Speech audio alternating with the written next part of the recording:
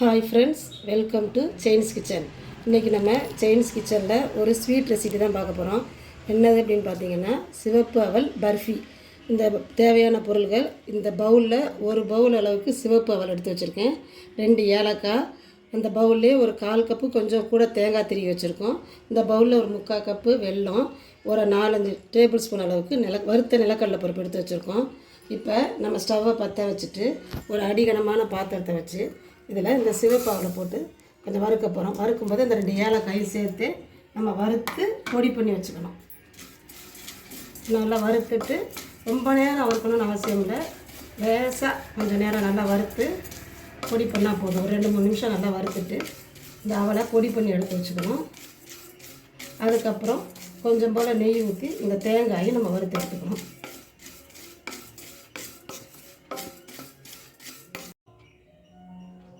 இந்த அவலை மிக்சியில் போட்டு நல்லா பவுடர் பண்ணி எடுத்துகிட்டு வந்து வச்சாச்சு.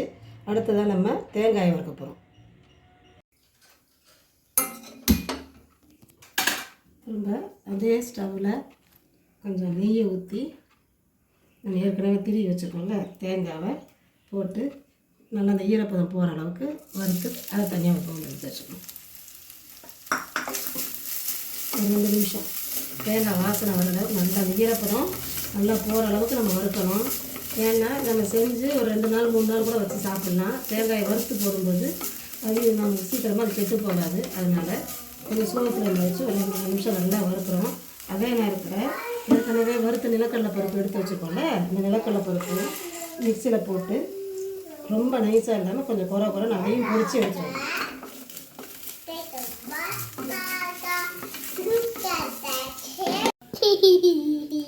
இப்போ தேங்காயை நல்லா வறுத்தாச்சு. கொஞ்சம் ஆஃப் பண்ணிவிட்டு ஆறட்டும். அதுக்குள்ளே நம்ம நிலக்கடலை பருப்பையும் பொடிச்சு எடுத்துகிட்டு வந்துட்டோம். இப்போ திரும்ப கொஞ்சம் நேரம் வச்சு எடுத்து செய்ய ஆரம்பிச்சிடலாம்.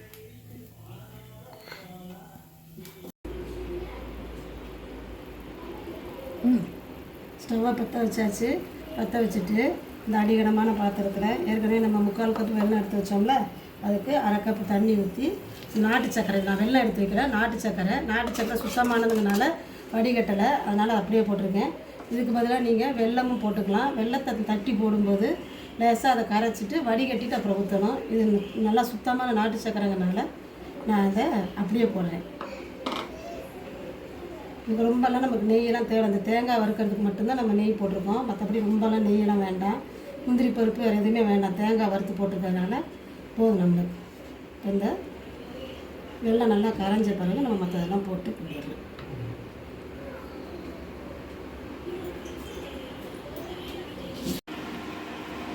பாருங்க, இந்த வெல்லம் நல்லா கரைஞ்சிருச்சு, லேசாக கொதிச்சு வந்துருச்சு.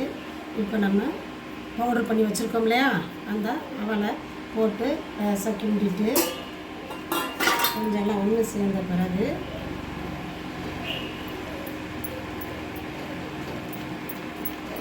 இந்த அவல் நல்லா தண்ணி இழுத்துரும். விட்டு அதுக்கப்புறம் திருகி வச்சுருந்தோம் தேங்காய், திருகி வறுத்து வச்சுருந்தோம் அந்த தேங்காய், முடிச்சு வச்சுருந்த நிலக்கடலை பருப்பு எல்லாத்தையும் போட்டு ஒன்றா மிக்ஸ் பண்ணிடுவோம். கொஞ்சம் உங்களுக்கு தண்ணி பத்தாதமாக இருந்தால் நம்ம கொஞ்சம் வேணால் தண்ணி ஊற்றி வச்சுக்கலாம், சரியாக இருக்கும். ஆஃப் பண்ணிடலாம். ஒன்று போல் கலந்து கிண்டி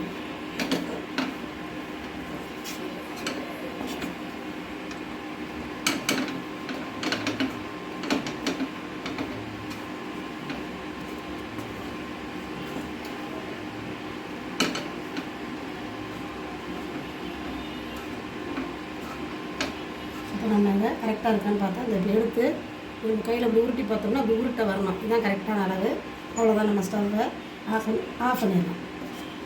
ஆஃப் பண்ணிவிட்டு இதை நம்ம பருப்பி மாதிரியும் செய்யலாம், உருண்டை மாதிரியும் உருட்டிக்கலாம். நம்ம காமிக்கிறோம். இந்த அகலமான கண்ணாடி பவுலில் நல்லா சுற்றி நெய்யை தடவிட்டு நம்ம ஏற்கனவே இது பண்ணி வச்சுருக்கோம்னா அந்த அவல் எல்லாத்தையும் நல்லா போட்டு நல்லா ப்ரெஸ் பண்ணி வச்சுட்டு அதுக்கப்புறமா ஒரு 2 நிமிஷம் கழித்து கட் பண்ணி நம்ம ஸ்லைஸ் பண்ணிடலாம்.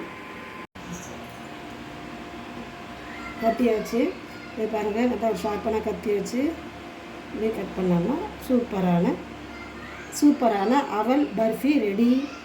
இதில் நம்ம ரொம்ப நெய் ரொம்ப ஊற்றலை, வேறு நட்ஸ் எதுவுமே சேர்க்கலை. சத்தான அவல், கொஞ்சம் நம்ம நாட்டு சர்க்கரை, நிலக்கடலை பருப்பு எல்லாமே ஹெல்த்தியானதாக சேர்த்துருக்கோம். குழந்தைகளுக்கு இது உடம்புக்கு ரொம்ப நல்லது.